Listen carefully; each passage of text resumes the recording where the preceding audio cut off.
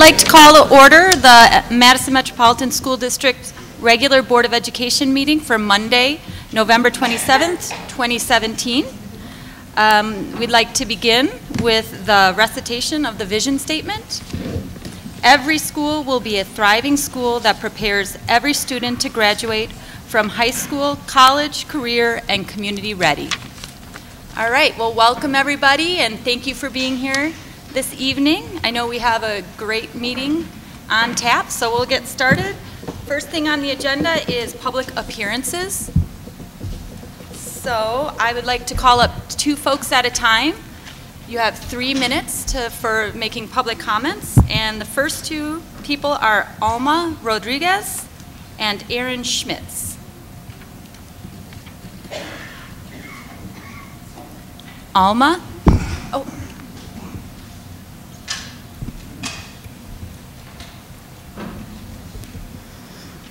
Buenas tardes a todos, mi nombre es Janet Rodríguez, conozco la escuela por mi trabajo, llevo 3 años como SEA, pero esta noche vengo a hablar dando mi perspectiva como madre de familia.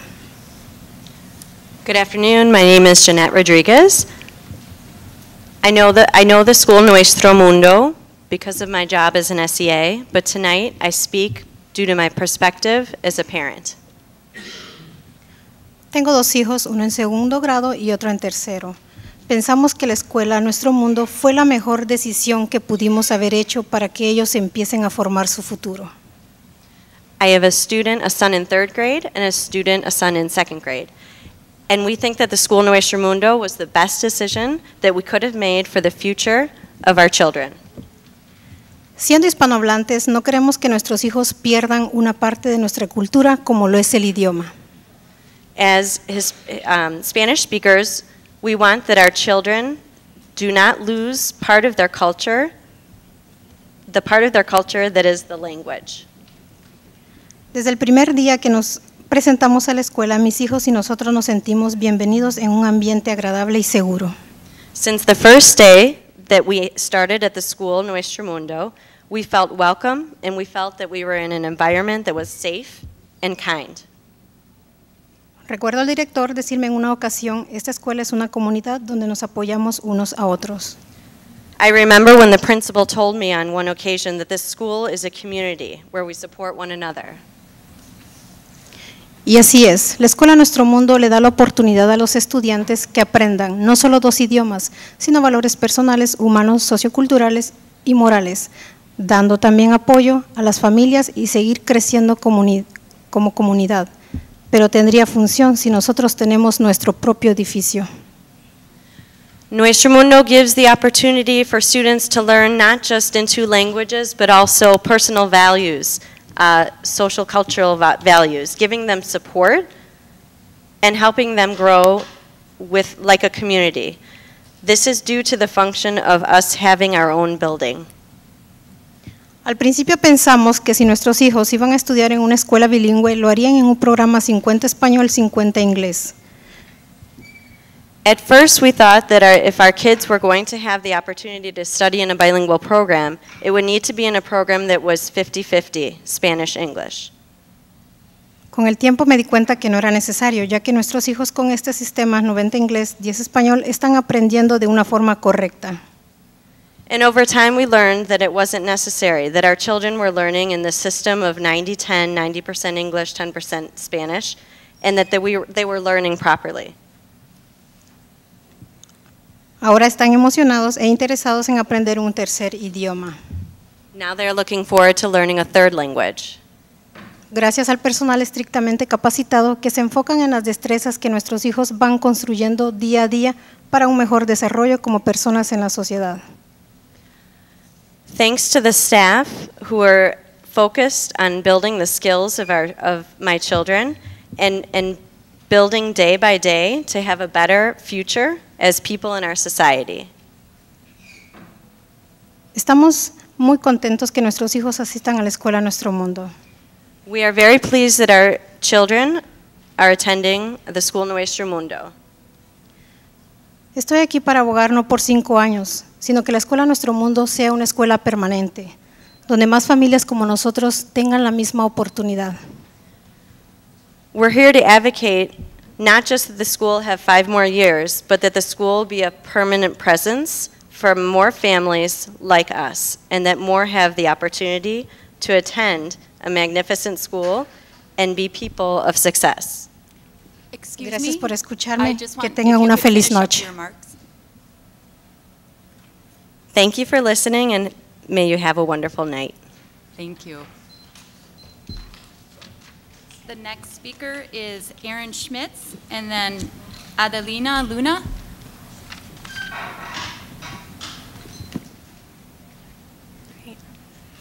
Hi, my name is Erin Schmitz, and I'm a second-year student from Nuestro Mundo.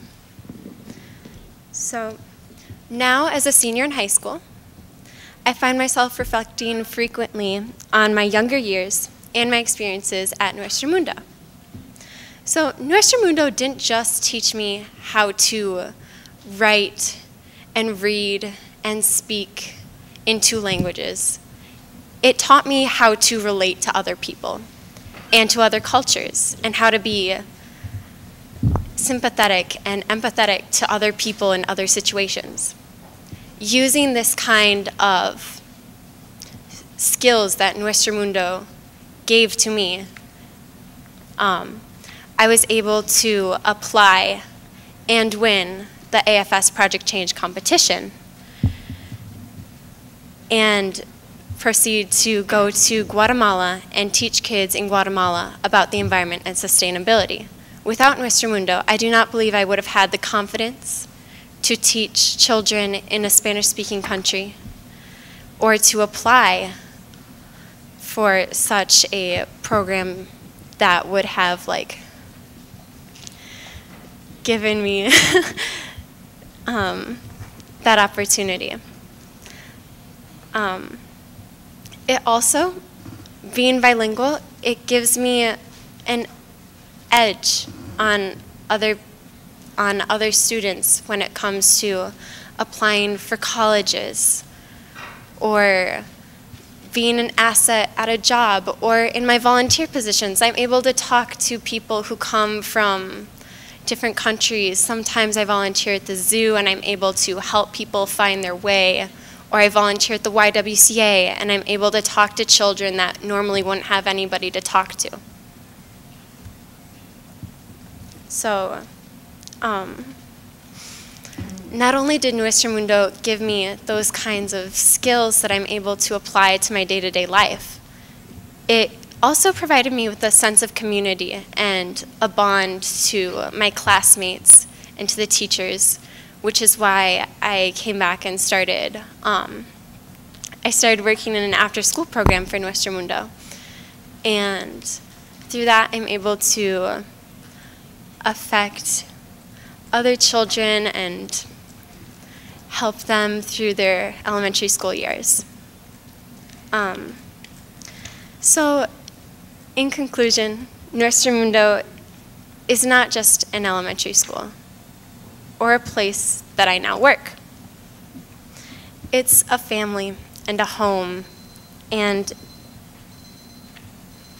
okay, thank you. It's a place to learn and create, and a place to fail and try again and then succeed. It's a place to grow as a person and become culturally aware and active citizens of Madison, of Wisconsin, of the United States, and the world. So thank you for your time. I'm asking that this be an opportunity for as many students as possible. Yeah. Okay, the next speaker is Adelina Luna, and then Althea Dotsor. And if you could please keep your comments to 3 minutes, that would be great. Thank you. Buenas tardes, mi nombre es Adelina Luna y esta noche quiero expresar mi experiencia sobre la escuela Nuestro Mundo. Good evening, my name is Adelina Luna. I'd like to share my experience with Nuestro Mundo. Tengo 2 hijos, los cuales asistieron a Nuestro Mundo, y mi hijo mayor empezó a asistir cuando Nuestro Mundo aún era compartida en Francalis. I have 2 children, both of whom attended Nuestro Mundo. My older son started when Nuestro Mundo was still sharing a building with Frank Alice. Desde que Nuestro Mundo consiguió su propio edificio, pude ver la diferencia en muchos aspectos. Por ejemplo, tienen el tiempo suficiente como para tomar el lunch y ya no tienen que comer a las prisas como cuando Nuestro Mundo aún estaba en Frank Alice. Since moving into its own building, I could see a difference in many aspects of the school. For example, they now have, the students have enough time to eat lunch. They're not having to rush through lunch. Okay. Eso fue algo muy importante para mí y para mi hijo. Otra de las razones es que Nuestro Mundo es una escuela pequeña y eso me gusta ya que le da un mejor control a todos los estudiantes. Another reason is that Nuestro Mundo is a small school, and I like that because it allows them to have better control of students. Para mí ha sido una experiencia positiva que mis hijos han asistido a Nuestro Mundo. For me, it's been a positive experience that my children have attended Nuestro Mundo. Thank you.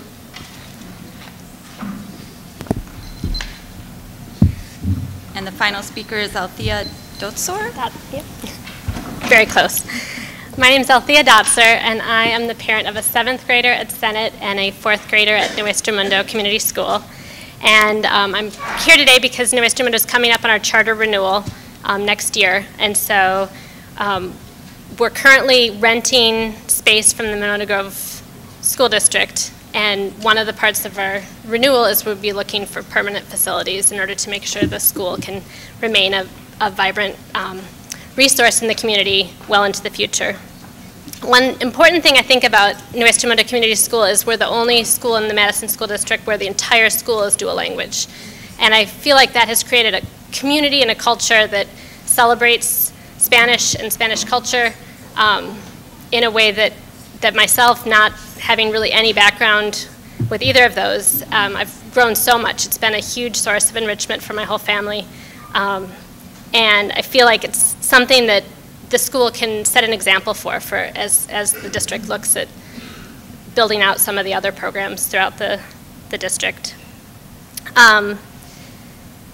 We recently moved to Monona, but I open enrolled back into Madison because I felt like it was important that my kids stay in the dual language program, and I felt like it was a really strong educational program for them. So I feel like wanted to share that, and I think that Nuestro Mundo exemplifies equity and excellence, and I encourage you guys as we move forward to support the school as we look for permanent facilities so we can maintain our social change in the community.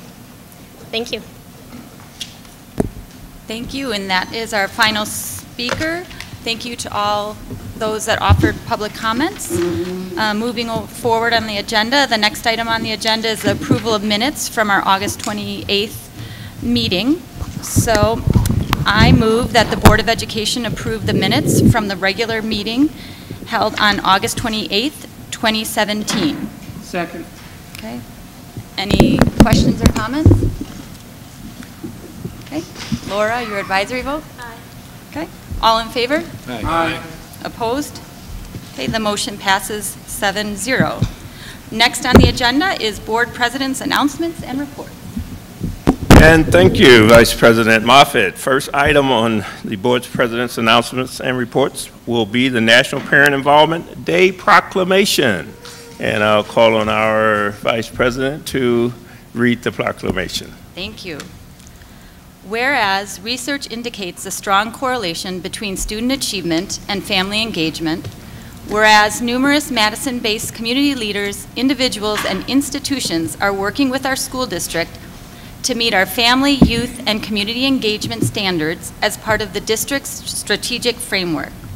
Whereas National Parental Involvement Day was observed in Wisconsin on the third Thursday in November to celebrate the recruitment, engagement, and recognition of the services of dedicated school volunteers and families taking an active role in their child's education. Whereas National Parental Involvement Day is one of our school district's major efforts, which significantly falls within November's Family Engagement Month that has been essential in strengthening the relationships between families and school staff throughout our schools. Whereas every school in the Madison Metropolitan School District and the community as a whole benefit from the volunteer services of family and community members, now, therefore, the Madison Metropolitan School District Board of Education recognizes all the ways parents, guardians, and other family members are involved in their child's education, and for all parents who participated in the National Parent Involvement Day on November 16, 2017. Be it resolved, this statement be permanently imprinted in the Board of Education minutes for the meeting of November 27, 2017. Thank you, Vice President Moffitt. And just to expand on that a bit, the month of November is a very special month where our district formally recognizes our students' families for their constant dedication in helping our students succeed. National Parent Involvement Day, which falls yearly on the third Thursday of November, is the celebratory day that embraces November's Family Engagement Month. This year, National Parent Involvement Day took place on November 16, 2017. This day offers a yearly opportunity for our community to highlight and honor the essential contributions that parents and guardians provide at school and home to support students' success. The Board of Education recognizes National Parent Involvement Month and appreciate Vice President Moffitt reading the proclamation. So now we'll continue on with the President's announcements and reports.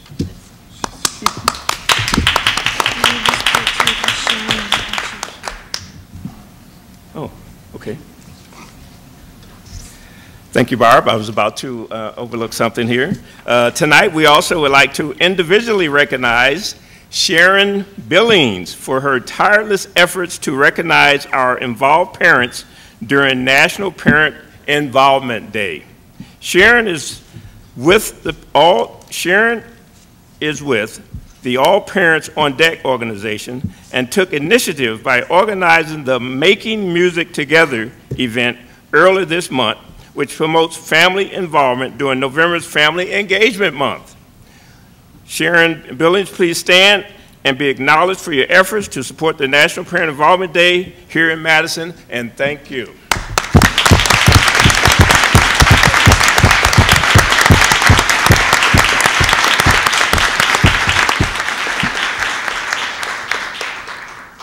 Again, thanks for your work on this, Sharon, and very much appreciate it.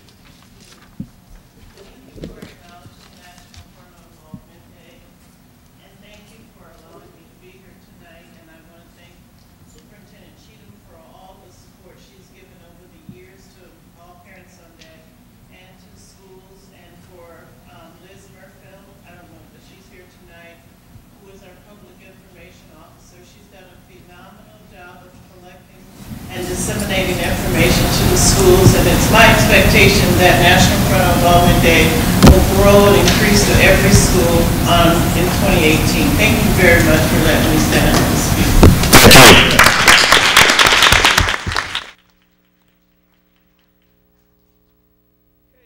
Continue on with President's announcements and reports. La Follette High School coach Will Green is one of 15 United States Cellular's most valuable coaches. The board would like to congratulate La Follette High School girls basketball coach Will Green, who was amongst 15 finalists across the country who are in the final phase of the United States Cellular's Most Valuable Coach Contest.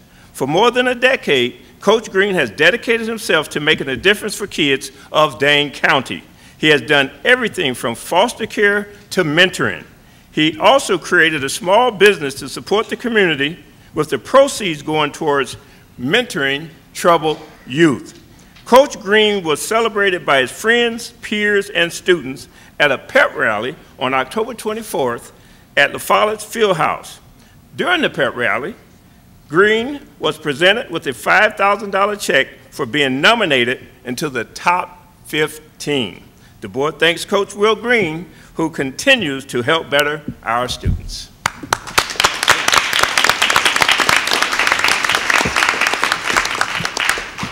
Two West High School students teams win first and second place in Project Boolean contest. On Saturday, October 28th, 2 West High School student teams took first and second place in the Project Boolean competition, which is a statewide information technology competition for high school students. The competition took place at Wisconsin Institute for Discovery on UW-Madison's campus. Each team received 19 problems varying in difficulty that required implementing algorithms and using computational thinking and math to arrive at a solution. The first place team was comprised of 3 West juniors, Langston Nash Ho, Anna Arparchi, Induso, and Felix Sean Nye.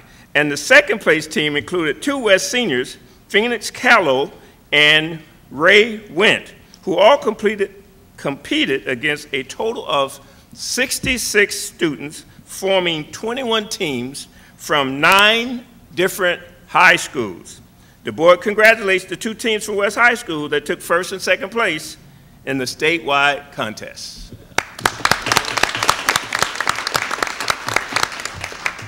We have great students here in the district, and it's always great to recognize them. Madam Vice President. All right, thank you, President Howard. Let's keep moving. Our next item on the agenda is Superintendent Cheatham's announcements and reports. I know some folks will be joining us, so we look forward to the discussion. Thank you so much. Why don't we take this moment of transition to have the team join us up here on the stage, and we'll get started as soon as they get settled. Close that work. Hey, Barb, do we need any help getting this?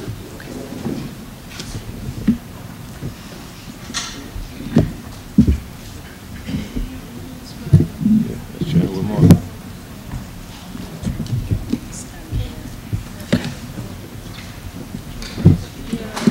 Welcome, everyone.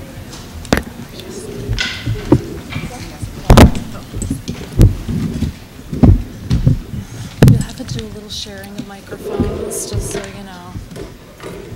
Okay. All right.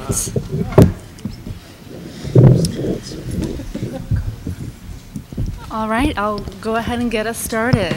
I am thrilled today to be joined by several members of our Teachers of Color Advisory Group, along with Deirdre Hargrove-Krieghoff, who has been working closely with them. I'm going to let them introduce themselves in just a minute. This group was established about a year ago, give or take, as a result of reviewing some school and district climate data, as well as our hiring and retention data. We were concerned about the experience that educators of color were having in our district. That is what led to the bringing together of this particular group. We needed more insight into the experience that our teachers were having so that we could take action. And that was our commitment from the beginning. Tonight, representative members of that group will share with you the process that they've gone through over this past year, their recommendations, the status of those recommendations, and I want you to know that we are planning on after tonight's meeting, communicating those recommendations more widely so that everyone in our district knows the commitments that we've made as a result of the hard group of this particular team. We think that the recommendations that they've made, and I'm going to assume that you'll feel the same, are essential for teachers of color in our district, but will be beneficial for every teacher. So with that said, I'm delighted to pass it over to Deirdre, who's going to get us started. Yeah, so I just quickly want to thank the board for the opportunity for this team to come and share kind of their experience and the work that they've been doing. Before we dive in, I'm going to have all of them just quickly introduce themselves and share with you their school location, and then we'll get to it. My name is Rochelle Stone. I don't even know what that word is. Okay. I'm a 4th grade teacher at Hegel Elementary School, and it's my 10th year in the district. My name is Nikki Kenyatta, and I am a 5th grade teacher at Mendota Elementary, and I've been in the district for 15 years.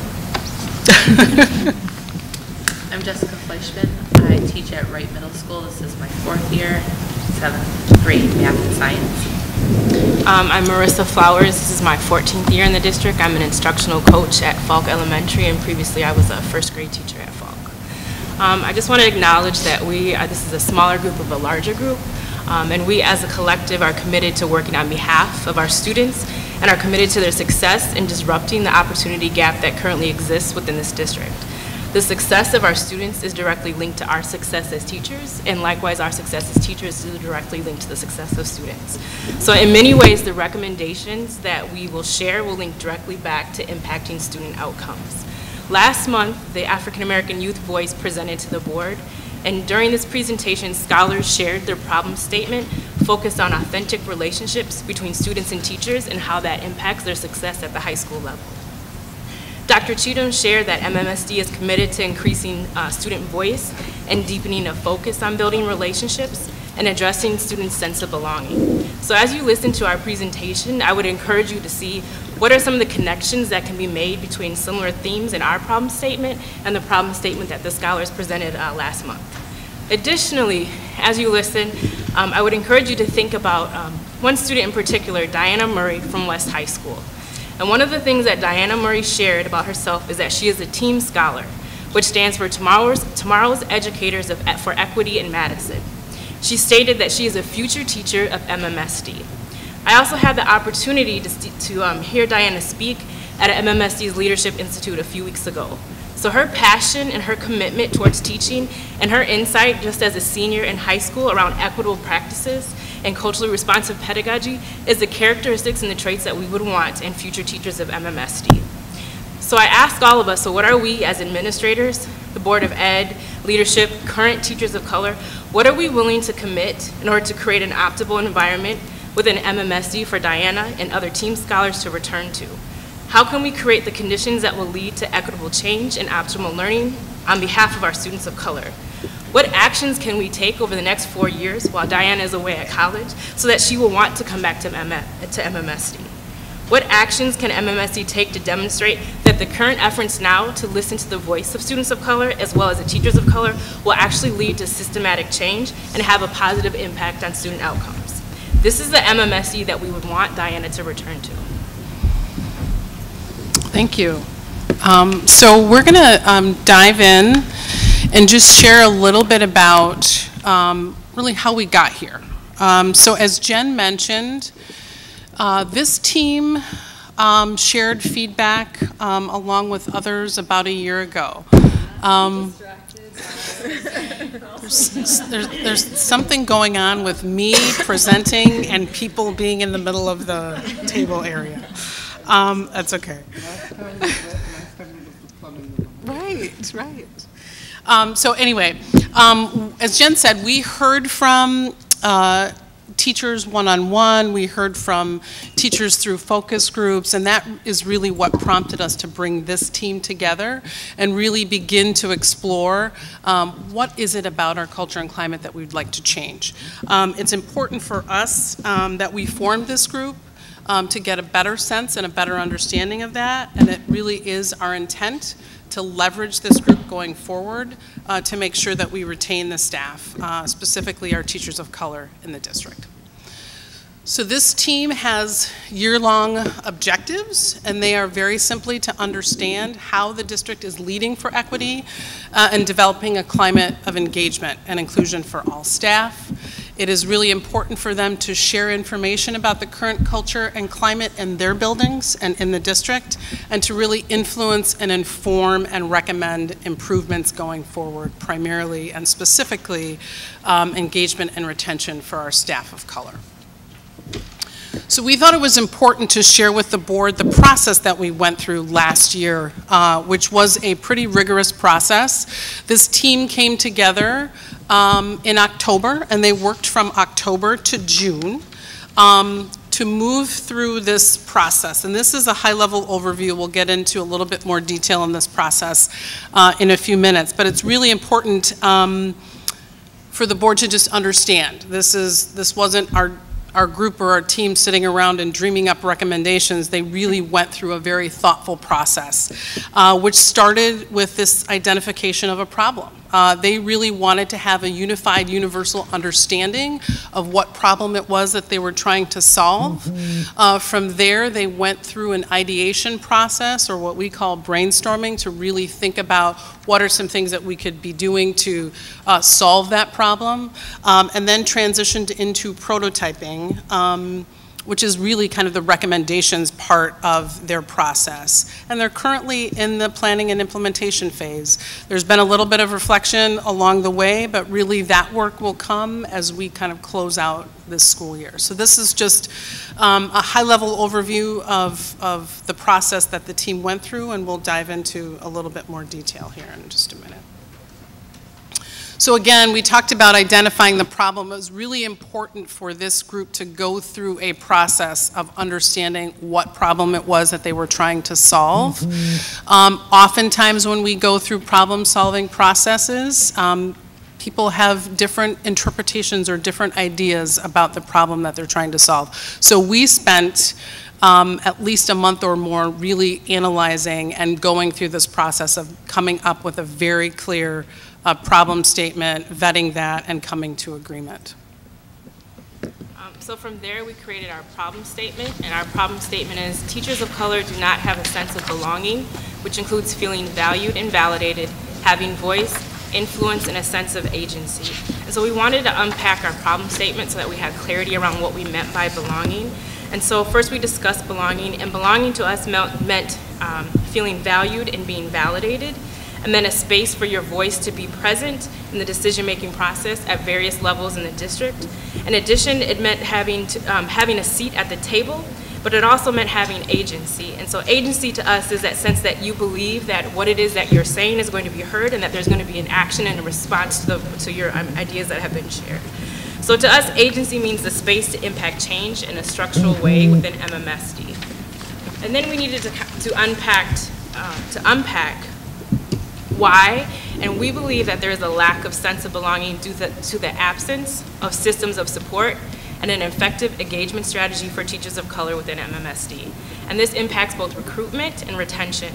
And so as we move forward with our process of creating our recommendations, we kept our problem statement at the center, and we want to emphasize that solutions and recommendations have to address both the recruitment and the retention. So it's not enough to just problem solve around recruitment strategies, but we must consider what are the experiences of teachers of color once they are a part of the MMSD family, in order to understand how we can retain high quality teachers of color.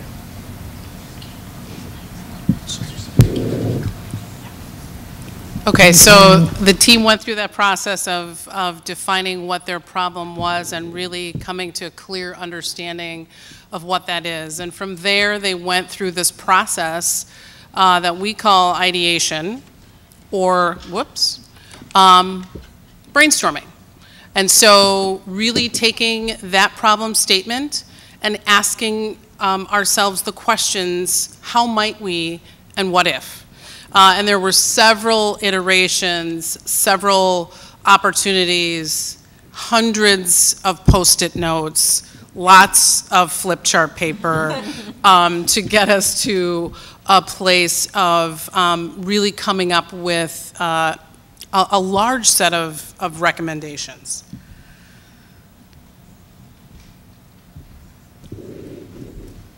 And part of that is really diving into the definition of equity. Equity in 2017 is the new buzzword. And so we really wanted to make sure for the Teacher of Color Advisory Board of breaking down what this word meant. And so we went through a process, not as many Post-its and flip charts, but really digging deep into what it means to us and how we can use this word in the future. So for us, equity means that we're creating conditions for all to prosper and allow all to reach their potential. It's just and fair inclusion. It's teachers of color, specifically in the district, getting what they need to succeed. And with that, being able to participate, having access, excelling, and then validating and affirming our experiences as teachers, and then also deconstructing the status quo within MMSD. And using all of these points, we use these points to stand against our recommendations, which we will talk about right now. So then we took those recommendations that we came up with and sent them out to all staff of color. And we, as you can see up there, we came back and went through all the results and looked at and pulled together the top 10, which we will kind of go through what we ended up with our top 6 and we on the grid up there we worked on. When we did placement, we were looking at what can we get with most impact, and also in terms of level of difficulty to implement. So I don't know, Nikki, I don't know if you mentioned this, but there were 36 total recommendations that came through once they finally narrowed. There was feedback from the larger teacher of color group, which really got this group down to the top 10, and then through that process they wanted to really understand what is going to be, what is going to have the most impact, and what's going to be you know, difficult to implement. So this kind of lays that out. Okay, so the first one that we had was to redesign the composition of an application process for the teacher advisory group in order to better represent the student demographics and have a commitment to equity. And along with that was adding rigor to the application process and ensuring that. And then for number 2, continued support and commitment to Teachers of Color Advisory Group, which allowed us as teachers of color to provide insight to the superintendent about the experiences we were having as teachers of color and what we go through on a daily basis. The next component is having equity as a required component of the SIP, School Improvement Plan, with accountability, which is a must. There are schools in the district that may have a school-based leadership team but don't have an equity team. So how can we fuse those two together to make sure that teachers are feeling validated and affirmed, and then students are feeling validated and affirmed in their classrooms? So we feel that equity work is important and it needs to be integrated at every level, so that the easiest way to do that is by having members of the SBLT be more diverse and be more representative of the student population in MMSD. We also think that have the SBLT group and equity team be one and the same. And with that said, making sure that the required set number of seats on SBLT be devoted to teachers of color within the building. And if you don't have teachers of color within your building, then making sure that there are other avenues to make sure that there are diversity on that team. And then all SBLT members would need to have a commitment towards equity, and also providing SBLT members with training in equity if that is not something that they are familiar with in the first place. The next one. Oh, I'm also number 4, sorry. And then also making sure that for the district that we really do have transparency when it comes to equity strategy, and we are devoting significant budget dollars to equity and inclusion. I think we can do a lot of talking around equity and diversity and deconstructing white power and white supremacy, but dollar bills have to match that in order for people to feel validated and affirmed, and making it a statement of the district that this is important. And so we need to be transparent with all of the stakeholders that are involved financially, and then we also need to make sure that we have a complete plan and strategy and dedicate time now and then have a timeline for what the future looks like with equity in this district.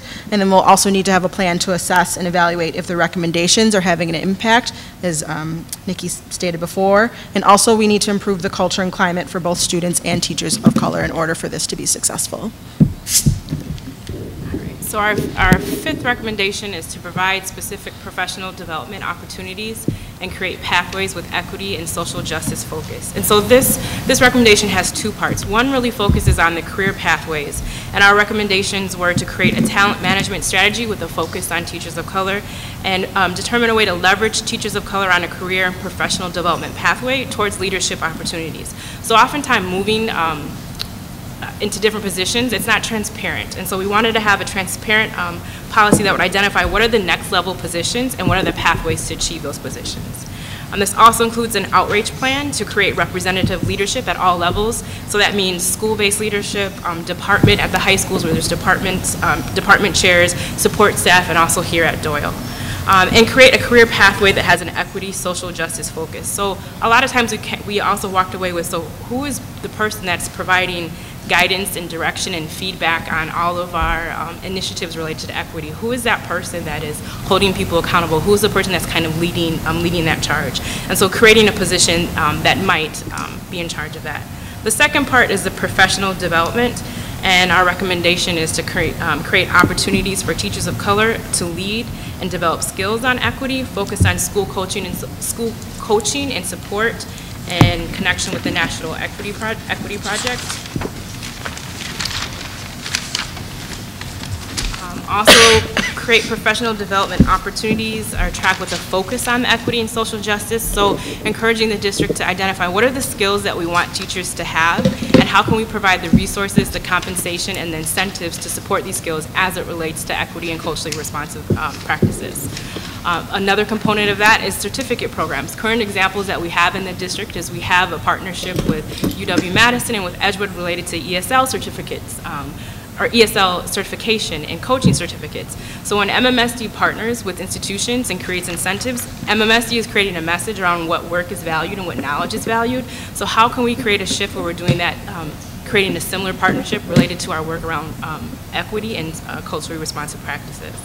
How can we leverage leading scholars and community leaders and institutions and organizations like the National Equity Project, but also how can we make sure that we move away from just buzzwords and checkoff lists? So currently we're working with a focus on Zaretta Hammonds, and that is a great move in the right direction, but we want to make sure that we don't narrow our work to just one individual or one body of work, because then it will become a thing that we did and not a thing that becomes who we are. Additionally, the professional development has to address the social political context that both teachers of color and students of color are currently existing in within Madison. The sixth recommendation. Oh, geez. Is to include teachers of color in the curriculum and materials selection. So again, connecting with teachers across the district to leverage their expertise in the selection process to ensure that students' experiences, cultures, perspectives is representative in our core resources. And the last component of that is while we want to push for being part of the selection process related to text and materials, we want to also move to a true delivery of the context. So how can we create authentic connections to communities and an understanding of responsive pedagogy? It's not just enough to have a book or a text that's culturally responsive if there's not a shared understanding of how to deliver that book and the implications for that text. So as we look at all of our recommendations, I want to encourage the district and the board to apply kind of the frame of equity that the district has used as it relates to students from the National Equity Project. So as we look at these recommendations, think about how can we create a plan that's targeted, explicit, strategic, and focused on. So one area the district has called out is reducing the predictability, and so applying that to teachers of color. So reducing the predictability of who makes the decisions, who is in leadership, and who has opportunities to participate and disrupt current barriers.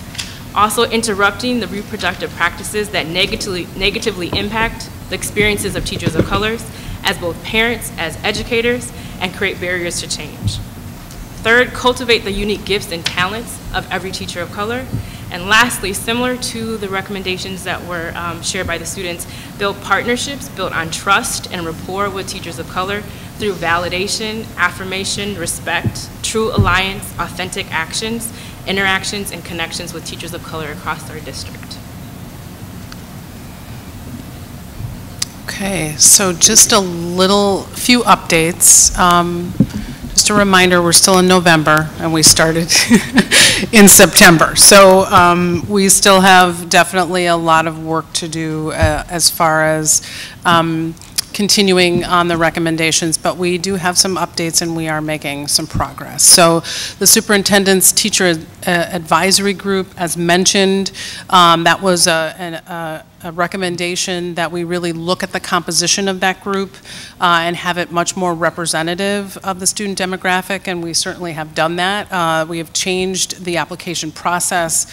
It is much more rigorous. The widening the opportunity for people to self-apply has been added. So we feel really good about the work that was done over the summer, and we're seeing that play out as the advisory meetings have already started, and we're absolutely seeing a much better representation.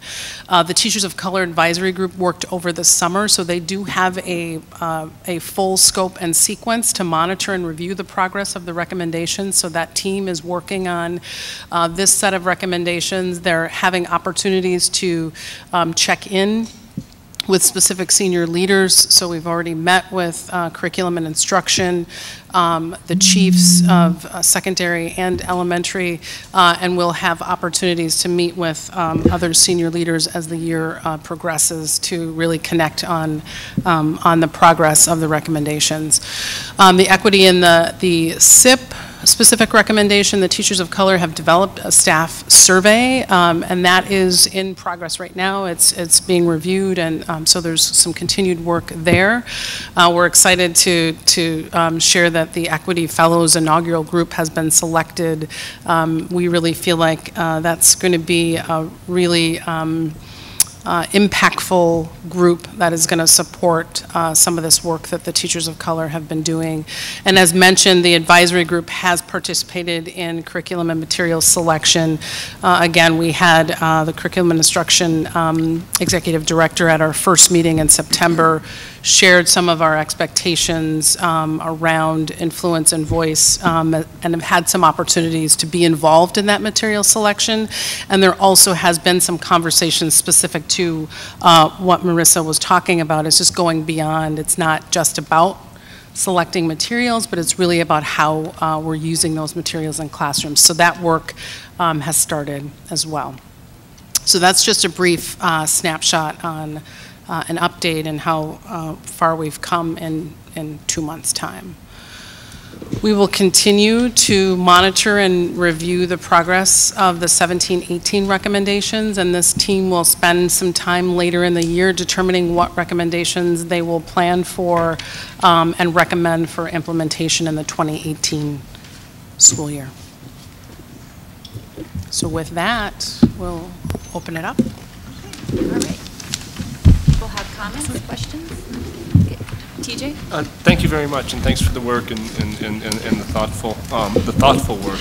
A couple places, somebody said something that that to move beyond words into actions, and also actions that become ongoing.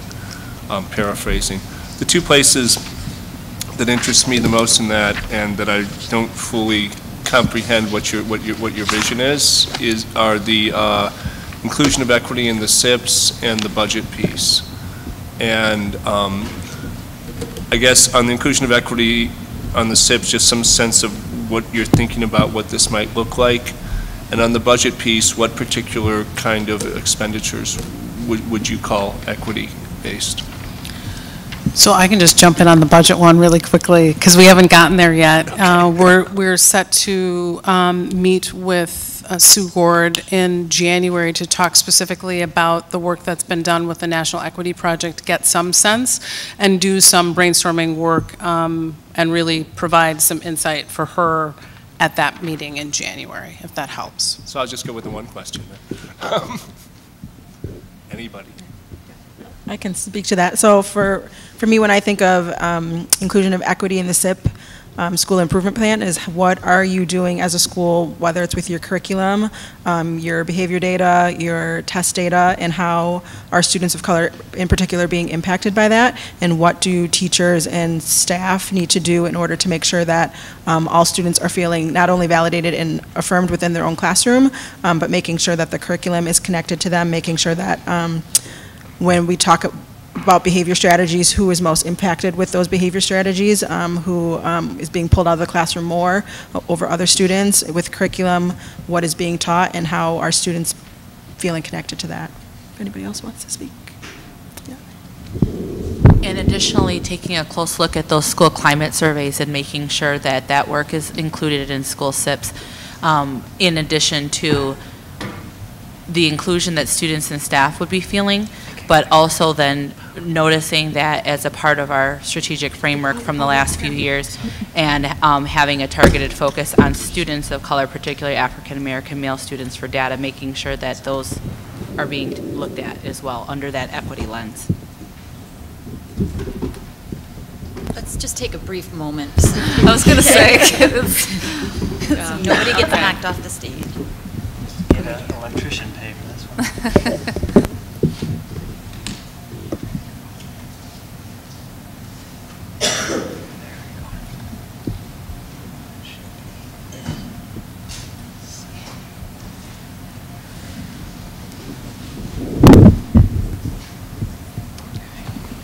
You don't need that. Okay. All right, Dean. Yeah, thanks for joining us tonight. I was curious, how large is the group, and is there pretty much every school represented? So, ouch. It's about 15 to 20 that come regularly. Not every school is represented. One of the things that we did earlier this year was we had an affinity lunch at the New Educator Welcome Back, and had a lot of interest from that group in particular. So we're hoping that as we continue our work, that we continue to build the advisory group. It is all volunteer at this point. So. And I had another one. Sorry, can I just add on that I think it's important to note that although the group is small, the range of our experience is wide, in that we have teachers that are in their first year in Madison, or at MMSC, and in some ways their first year in Madison after relocating from teaching in another district or graduating. We have people in the group that are former students of Madison and who are now here as educators. We have a handful of teachers that are like five-ish years and are deciding on whether or not Madison is a place to stay permanently. And then there's our veteran teachers that bring the historical perspective of where the district has been and the initiatives that have been cycled through over the last 25 years. So I feel like even though it's a small group, we have a range of, a diversity of experiences. And then additionally within that, although there's about 15 or so that come regularly to the meetings, the district is in a phase of rebuilding relationships with teachers of color. So to think that if we sent it out to 250 people, or however many that we would get 250 people to actually come to the meeting, is not where the district is right now. But what I can say is happening is that all of us in our own niche, whether it's elementary, secondary, our own affinity groups, are able to go back out, share what's discussed at the Teachers of Color meeting, and bring that information back. So we're kind of working in a way that is trying to reach people that aren't actually at the smaller group meeting, if that makes sense. And then I was interested, could you talk a little bit more about what you envision the Equity Fellow Group to be doing, and how it's different than what you all are doing? I can speak to that, Dean, if that's okay with you guys. The Equity Fellow Group is a group of 15 educators, not all educators of color. It's a fairly diverse group of educators who want to become more skilled in the work of facilitating dialogue and action aligned to our goals for racial equity. So the National Equity Project is working with that group. Some of our members of the Teachers of Color Advisory Group are Equity Fellows, which I think is important to note, but they perform different functions. The Equity Fellows Group kind of sprung in large part from one of the key recommendations that the Teachers of Color Advisory Group provided, which was to create more kind of career paths and opportunities for development in this particular area of work. So it's a different group with a different function, but certainly I would say related to some extent. I don't quite, how do you get to, what happens when do you get reassigned to away from your teaching response, do you get a different type of job? Do you No. do some research? No, and now I can circle up with you guys to provide, again, some information on the Equity Fellow opportunity. Those who are Equity Fellows applied. They're still in their current jobs, whatever they may be. Some are teachers, some are administrators, some work at central office, some work at schools. It's a real mix. But they're dedicating time and energy above and beyond what they do in their jobs to further develop a skill set that could certainly lead to future opportunities. But they're doing that work while in the jobs that they currently have. So it's kind of like enhanced PD or something? Yeah. Okay. All right. Thanks. Dean actually asked about something. Okay, Kate. Yeah, Thank you for being here and for all of the work that you're doing every day in your real jobs and in your above and beyond jobs. A couple of questions. One, I noticed that recruiting was on the initial list of opportunities, and it wasn't one that you selected to dig into further. Can you just talk a little bit about that and how you see recruiting fitting into our strategy here?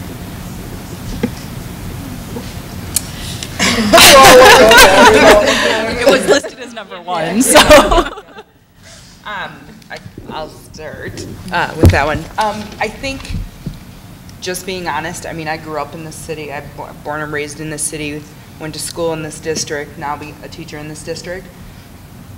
Madison can sometimes be a hard sell for people of color. Yeah.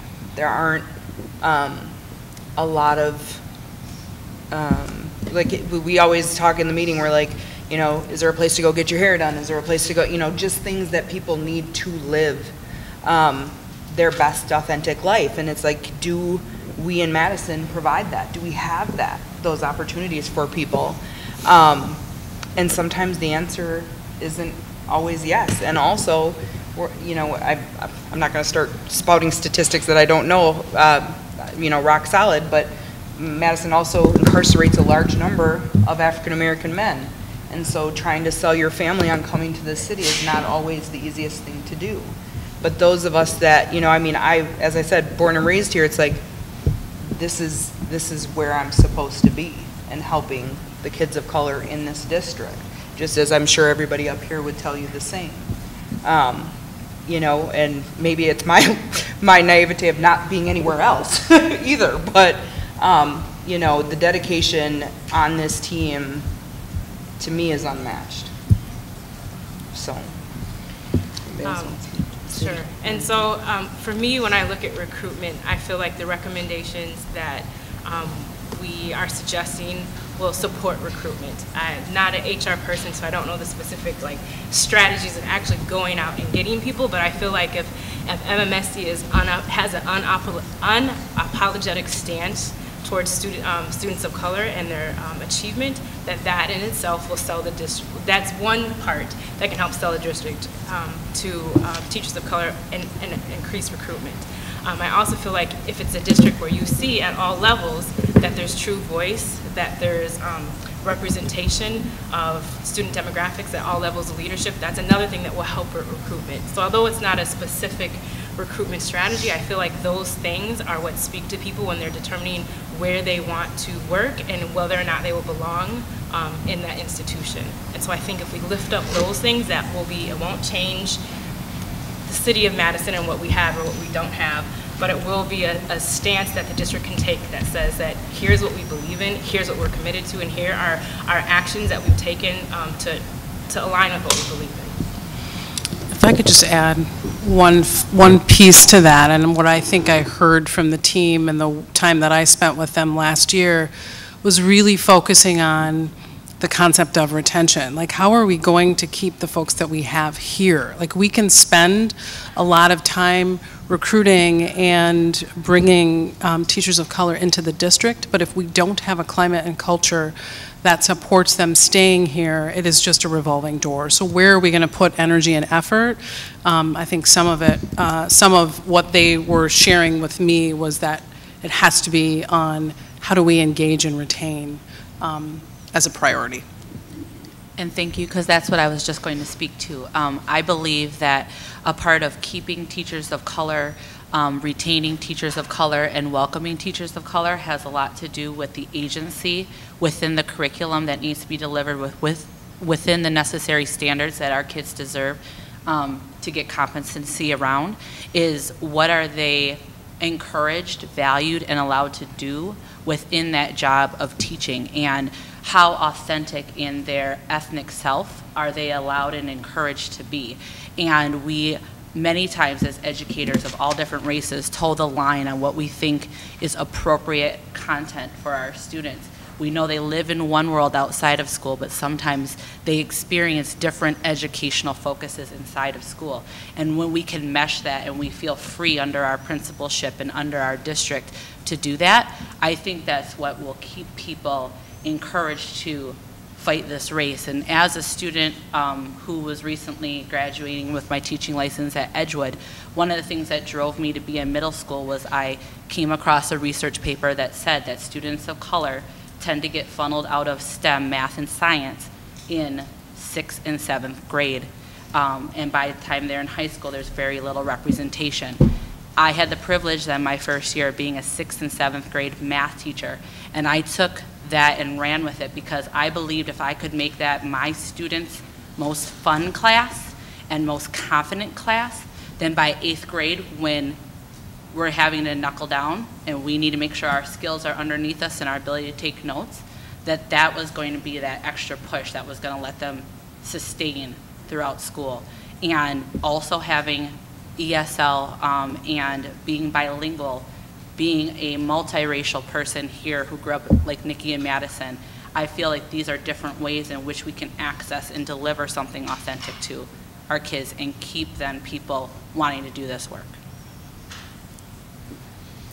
Thank you. James. Go for it, I'll come back. Well, hello, and thanks for being here. You guys have really touched on a lot of very important points here tonight. And, you know, when we had the students in, what was it, a few weeks ago, probably across the board, a couple of things that they agreed on and that they thought was most important was the relationship building with their teachers and actually having a system of caring. You know, the teachers actually care about them. And of all the comments they made, those were the two things that they could agree on across the board. Now, some of you have been in the district quite a while, 10 years or more, and that's surprising to me. I've been in Madison quite a while myself, and so that's a little surprising.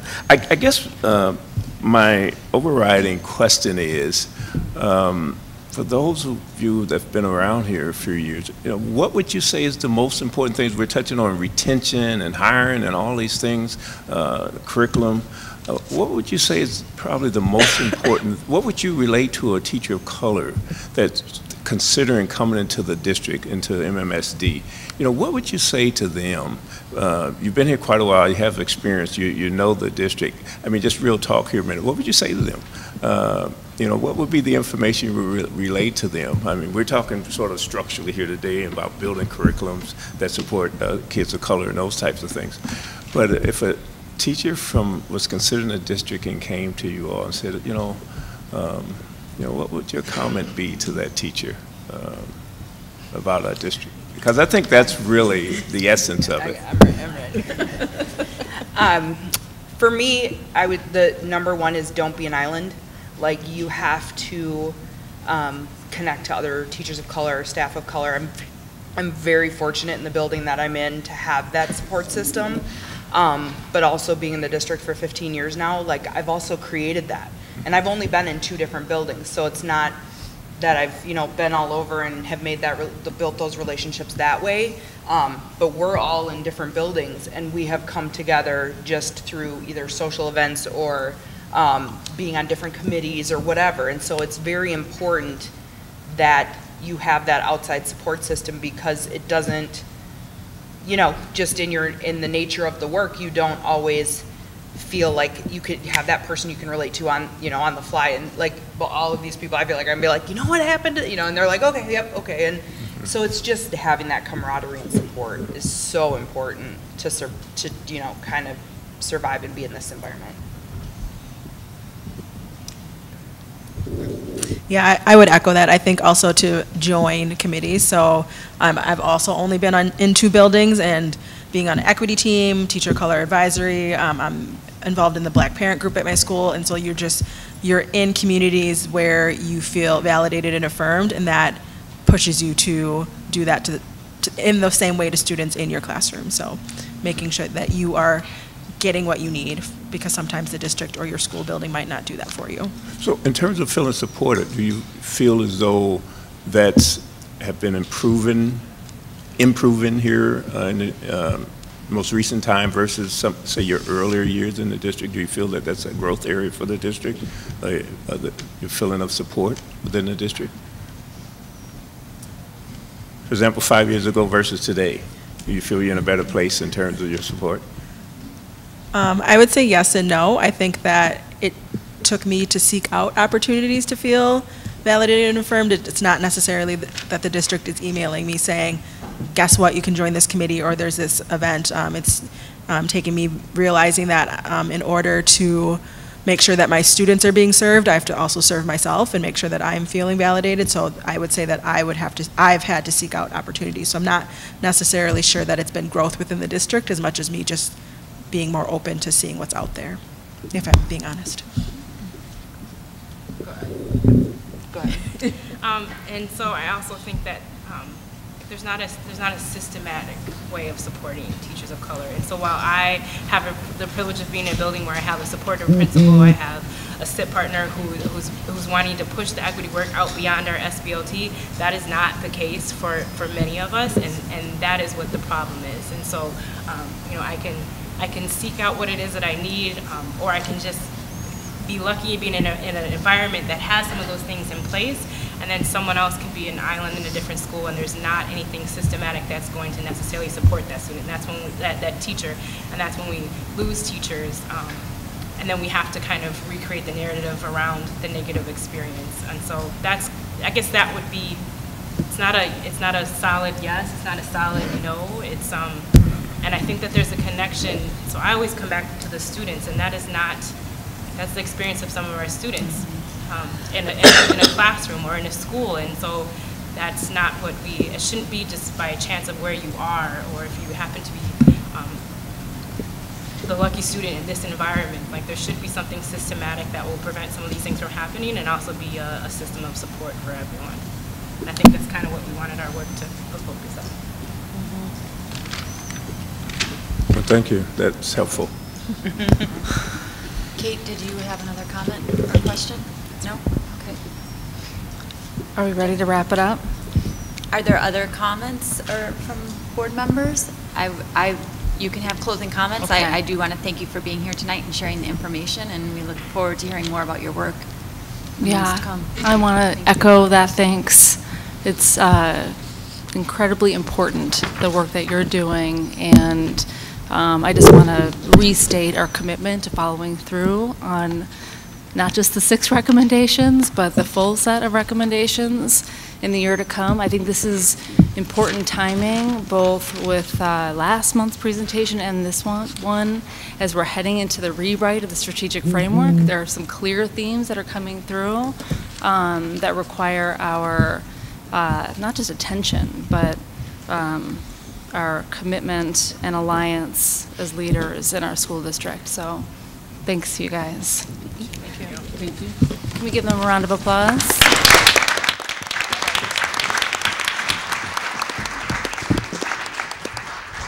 And I do have 5 more minutes I need to do. Okay.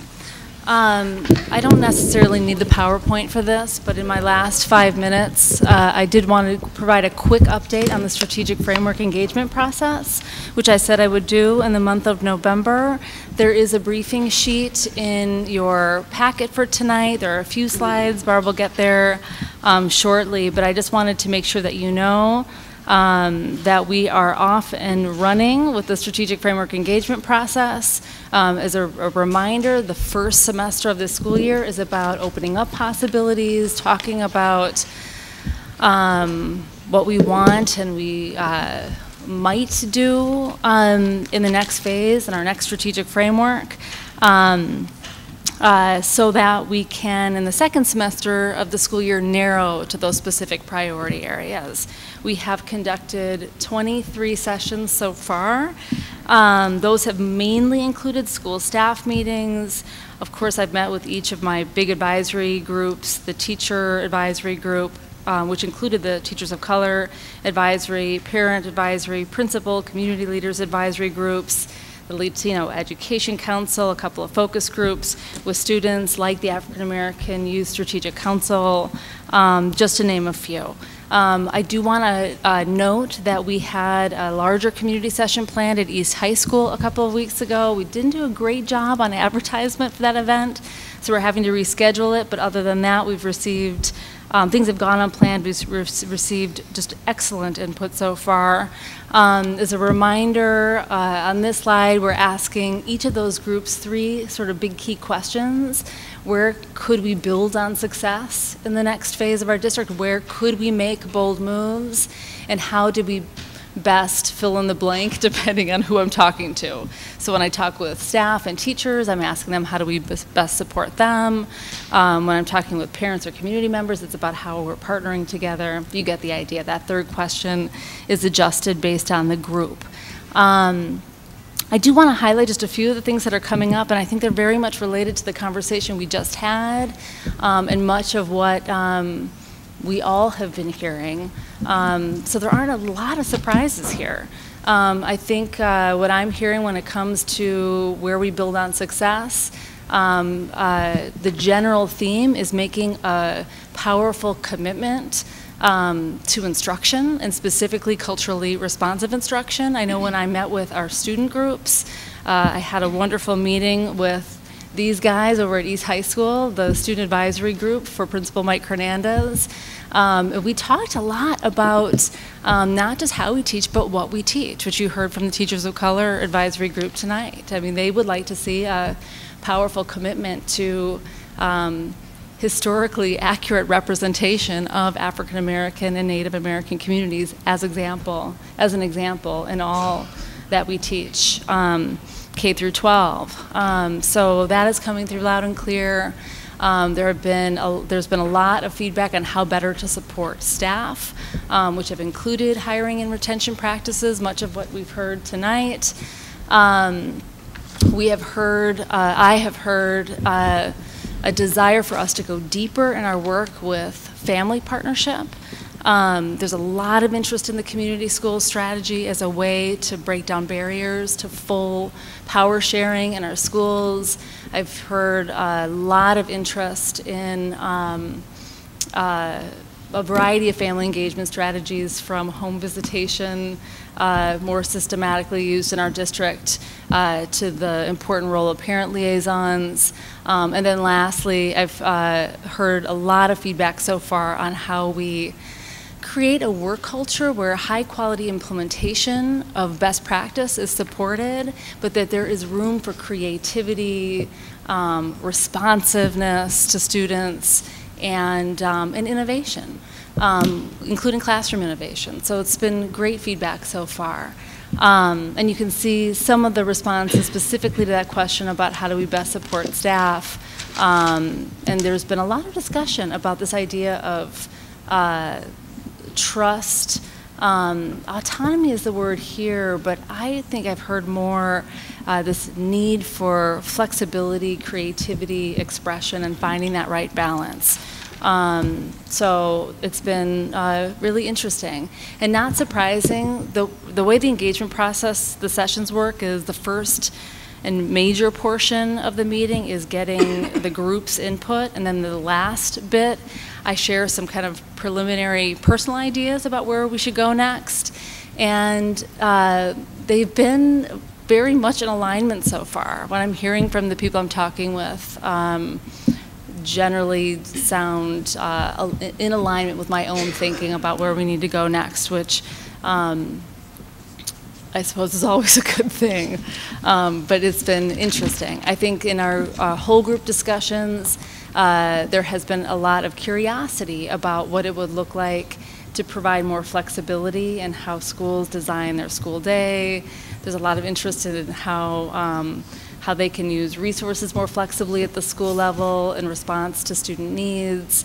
And again, there's a lot of curiosity about innovation, not as a thing, but as a way of working, as a skill set, and having the time and capability to utilize that skill set to solve problems. So it's been good. I want to remind everybody that we're only kind of at the midway point of those engagement sessions in this first semester. Upcoming, including tomorrow night, I've got a UW and Business Leaders Forum being hosted by the Chancellor. We've got a big joint parent meeting with advisories for special ed advanced learners and ELLs. Additional focus groups. I'm meeting with the Team Scholars. Speaking of Diana, I'm meeting with a group of students with disabilities. And Nichelle Nichols and Annette Miller have teamed up, and they have they're launching a more kind of grassroots family and youth engagement effort that will be happening at 4 community centers. I'll send out more information for you soon. At 4 community centers over 4 meetings. That process is designed not just to get input and feedback on our direction as a school district, but to build new relationships that will last and withstand the test of time. So just a few little updates on that. The board this fall, while we've been engaging people on future priority areas, has worked on the core values that will undergird the strategic framework. And in December, I'm sure TJ will talk about this a little bit later, next week, we'll be talking about the goals and metrics for the next strategic framework. So just wanted to say a few words on that. Okay, thanks, Anna. All right, moving on, the next agenda on the agenda is the consent item agenda. So I move that the Board of Education adopt and approve all of the motions set forth in Section 6 of the electronic agenda prepared for the November 27th, 2017 regular school board meeting exactly as said motions are written. By voting affirmatively on this motion, a board member expresses his or her affirmative vote on each of the motions consolidated, hereby subject to any express separations that have been made by any member of the school board. Second. Moved and seconded. Any separations? Just a quick comment. I just want to say thank you to everyone who did all the work, but especially on the Black Hawk gym floor, having known that it needs some improvement, that I'm really excited that it's on there. I'll second that. I know James agrees. All right, excellent. Your advisory vote? Aye. All in favor? Aye. Opposed? Okay, motion passes 7-0. Well, way to go. All right. Next up is report and action on items that proceeded through the instruction work group held on November 6, 2017. TJ. Okay. First up, Dylan, I don't see a motion here for the summer school. Am I missing it? I have a motion. I do too. Yeah. I do.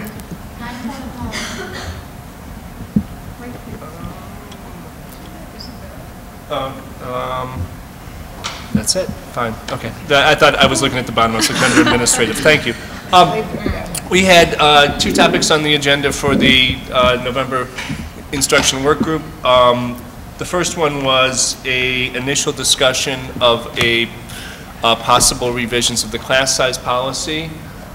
There was nothing resembling consensus that came out of that meeting, and I'm subsequently legal counsel met with the informal non-committee, and I don't think consensus came out of that either, and so I'm really not clear where this is status-wise. I don't think this is the time to discuss it unless someone would like to, but just to update the public on where it's at. I assume it will come back to a work group, but I'm not sure in what form and when, so. I think we're all wondering exactly. There are decisions to be made. Can Dylan comment on that too, Jay? Yes, go ahead, Dylan. Yeah, I mean, so, yes, I would agree, consensus was a bit elusive. I went back and rewatched it just to double check how elusive it was. Although there was some conversation about capturing like our current practices, and that's the current status, is really trying to identify what those are and that what warrant capturing. And so if it does come back, it would be in December, probably maybe January, as we think about all of the work along the budget. So it's fitting right in with that budget movement. We are working with our small committee of non-committee and should have something for the board, be it a recommendation that we're not going to change, but we'll close the loop with you. And just, I mean, we just got an electronic copy of your attempt to create consensus from the dialogue today, just so that everybody knows. So that's kind of where we're at in the process. I haven't even opened it yet. So what time did they come in today? Morning. Yeah. My intention, Really? I never had tonight as the timeline to have it done by. Yeah. So just to be clear. Just since I kind of opened up this discussion, for the other board members, you know, reflecting on it after we had our last couple of meetings, and this is my personal view, is that there's about 3 or 4 important questions. One is, do we want a class size policy at all? I think that's a very basic question. Number 2 is, if we want one, do we want to change the current one? Number 3 is, if we do want to change it, what kind of changes do we want? Do we want, how prescriptive, how detailed do we want them to be? How much, what is that balance between flexibility and prescription? Clearly, any class size policy is going to have flexibility built into it, because one that's inflexible will not work. And then number 4 is, I think that, you know, one place where the current class size policy doesn't go, where it might go, is some more direct guidance in allocation and budget processes. So those are 4 kind of questions that, and I don't, you know, I have my own opinions on them. I don't think we're anywhere near an answer on them, but just kind of to frame it, and as we talk and think, those are 4 that work for me, and just me. So. Do you want to add anything? Or? All right. We will come back to that at some point in some form. We do have an action item, and the other presentation from the November meeting was on summer school. We got a report on a number of successes involving summer school this year, some changes for next year. Most prominent among them is that there will be slightly fewer sites for it. For summer school, and we have a very, very early vote, the first actual vote on the 2018-19 budget, which is approving the summer school budget and recommendations in the amount of, well, I'll make the motion. Or actually, yes. It is recommended the Board of Education approve the 2018 summer school model and 2018 budget in the amount of $3,585,237.01 from Fund 10 operating budget. Second. Any discussion? Do you have a penny? What's that? Got to get every penny. Yeah, apparently. Laura, your advisory vote? Aye. All in favor? Aye. Aye. Passes 7-0. The next meeting of the instructional work group is on December 4th. As 2 agenda items for that, as Jen said, that we will be having our first look at possible goals and metrics related to those goals for the strategic framework update.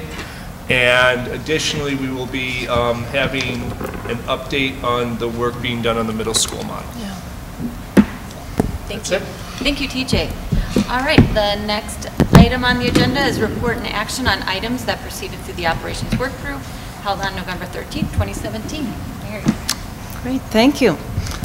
We discussed 2 major topics in that meeting, and the first one being the Human Resources Strategy and Compensation, which was a report from the Human Resources Department, covered a wide variety, not only the work that is ahead, but also a recapping of what progress has been made.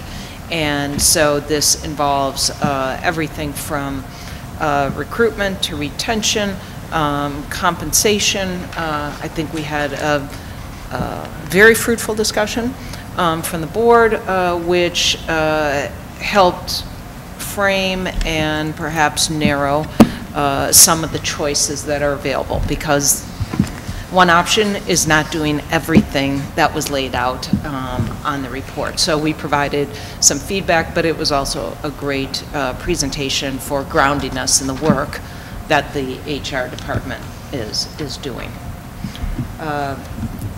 The next topic was around the affirmative action plan. We did not spend a lot of time on this because it had already been to the work group twice, I think. This was the third time, I think.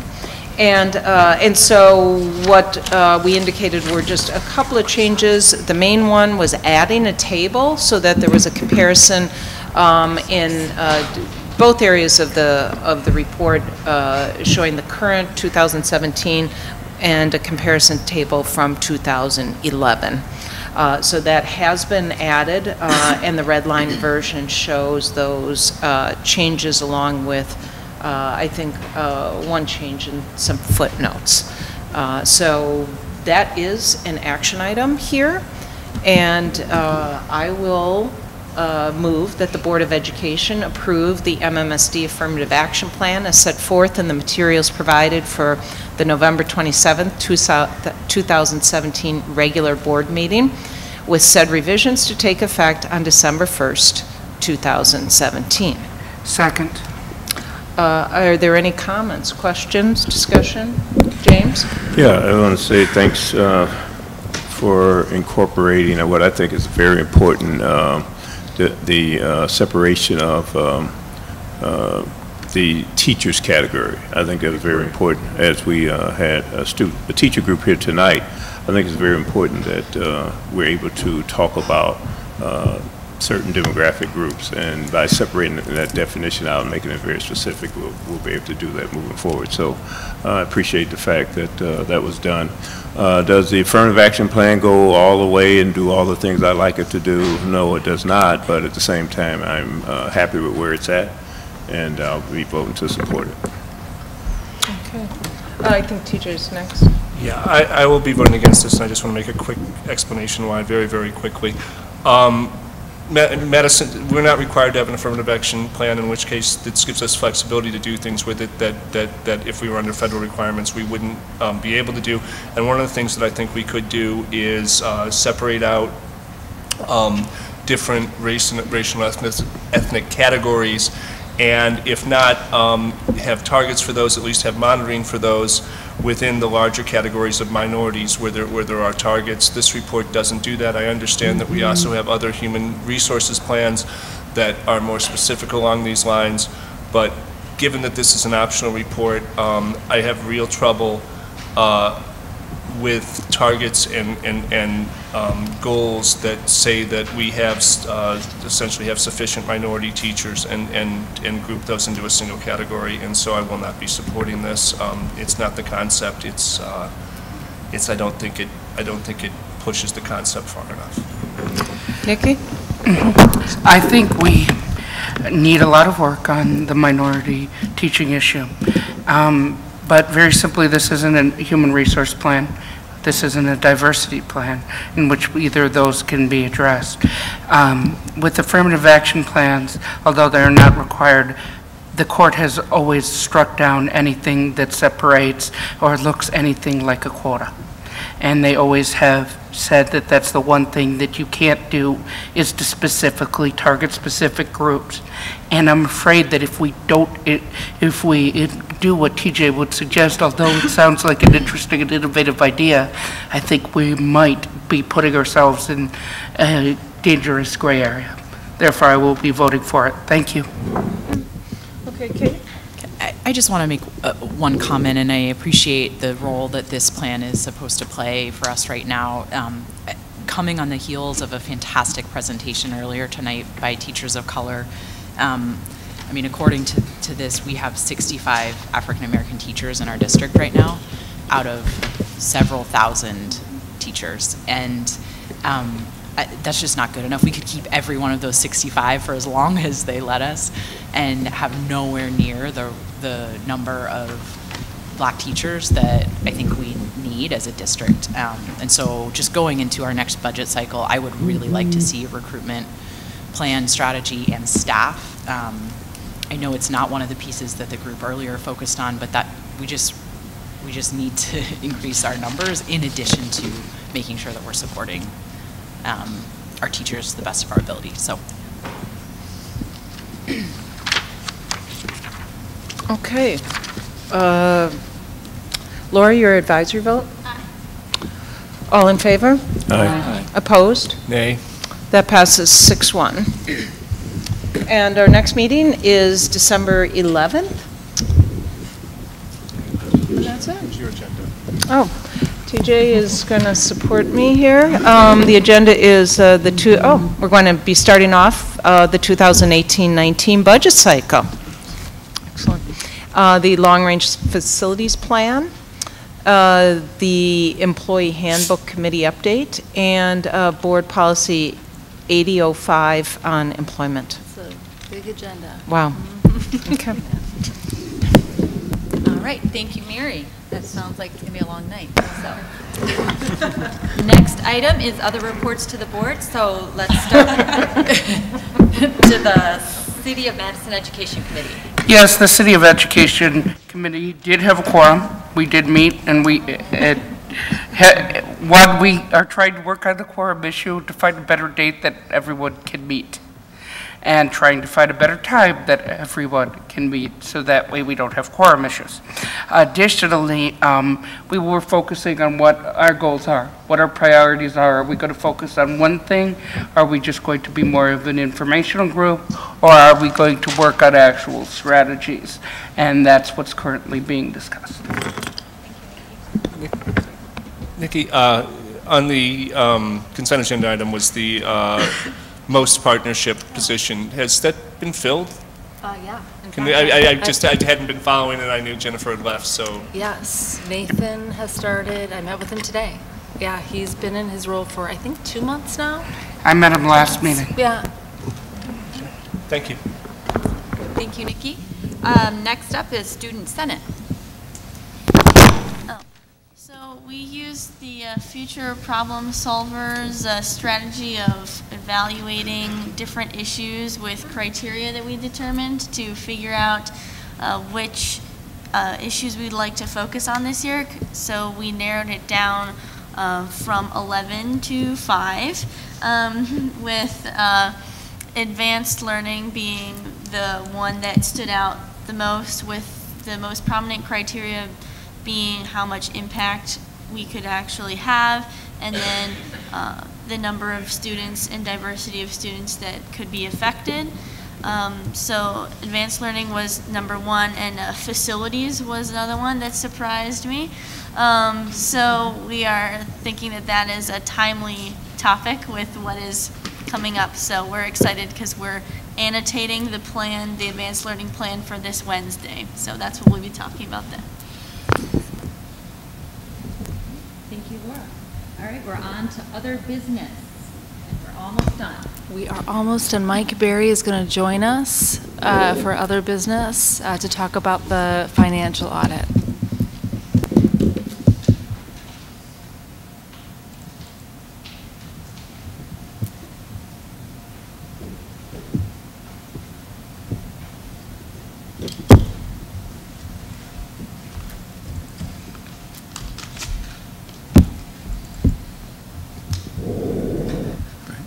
Okay, well, this meeting's been moving along briskly. I assume you'd like me to maintain that pace. So I will do my best here. The audited financial statements for the year ended June 30th, 2017 are in your meeting material. Every year we ask the board to acknowledge receipt of the audited financials in a public setting such as this. Our audit manager is Candy Steffen. Candy's our comptroller and has been with the district for many years. Thank you, Candy. And so she supervises this process. I just want to acknowledge her good work for many years of running the audit. The audit firm is Wegner. here in Madison. And part of the internal control process is that you as a board collectively or individually have direct access to Wegner, to the audit partner or the audit manager to fire any question you want and any level of detail you want regarding anything that's been presented here. I want you to know that you always have that right. And please exercise it if you need to. A couple quick comments about these materials. This is what we posted. These are the annual financial statements. This is the thicker of the two reports. And then there's something called a single audit. Single audit is the audit of state and federal programs. When you take state and federal money, you have to adhere to their rules and the audit for compliance, not just on the financials, but on the underlying rules. So those are the two documents. These documents are reported in two ways, which confuses the heck out of all everybody who's not directly involved in this. There are the standard fund-based, DPI-based reports that we use all the time. All of our internal accounting is fund-based. Then there are GASB-based, Governmental Accounting Standards Board-based statements that are much more theoretical. They serve a useful purpose. But the reports are presented side by side, and reconciling them can be very challenging, even for for experienced accounting people.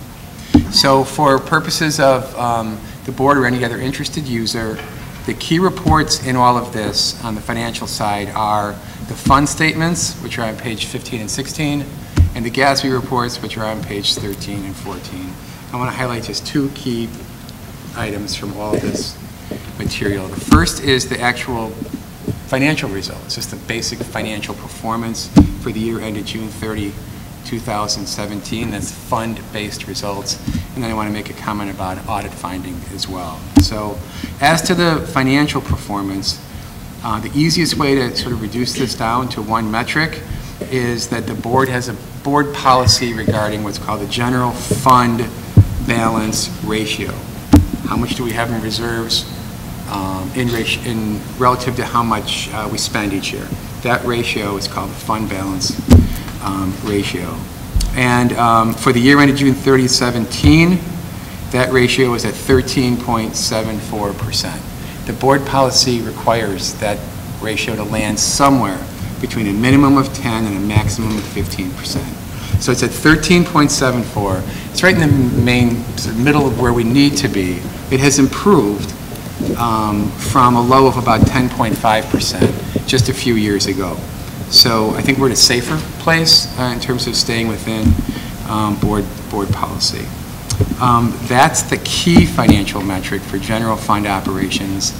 There are other funds besides the general fund. There's food service, there's community service, capital expansion fund. All of those smaller funds met their budget targets or slightly exceeded their targets. So the overall financial performance was solid. It was positive. We're pleased with it. It's a combination of the community passing that referendum to exceed the revenue limits, which you might remember added $5 million of revenue late in the budget process. That helped a lot. And then we just had tighter performance all the way around, and fortunately no unexpected financial events. So a good year financially. And that's our responsibility. Once you approve a budget, it's on us to monitor it and deliver it, and we take that responsibility seriously. Which leads me to the second point. There is an audit finding. So in the State and Fed report on page 19, you'll see an audit finding. Audit finding is a slap on the wrist.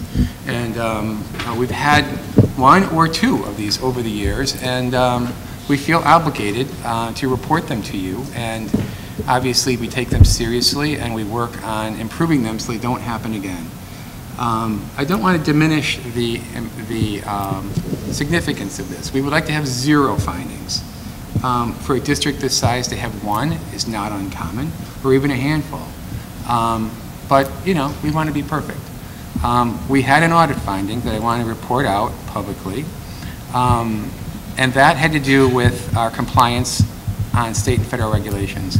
It was a finding related to the need for properly authorizing payroll transactions and making sure that all payroll transactions have the proper supporting documentation on file. And the auditors test transactions. They'll pull, in this case, 75 audit transactions on payroll. And they test for all the supporting documentation. And we had some errors in there. We had documents that were missing or weren't signed. And so it's on us to make sure that that does not reoccur. It's on us to create a compliance plan and fix it. And we've already started that work. And I don't think it's difficult to fix. It just requires attention to detail. So I wanted to report that and tell you that we take that seriously. We take the financial reputation of the district very seriously, and we'll make sure that we get that fixed. My final comment is that there are some new GASB rules, GASB 71,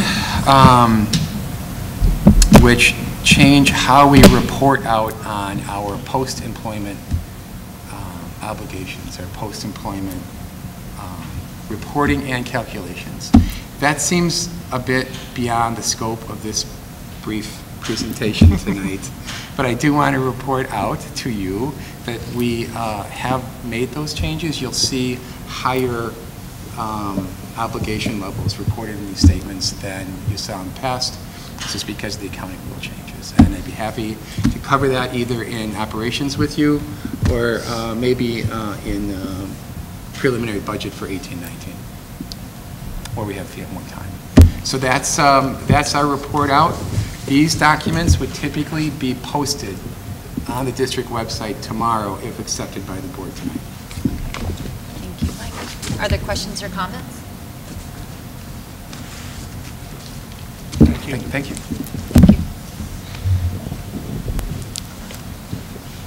All right. Well, I will entertain a motion to adjourn. Motion to adjourn. Second. All right. Advisory vote? Aye. All in favor? Aye. Opposed? All right. Nobody. Happy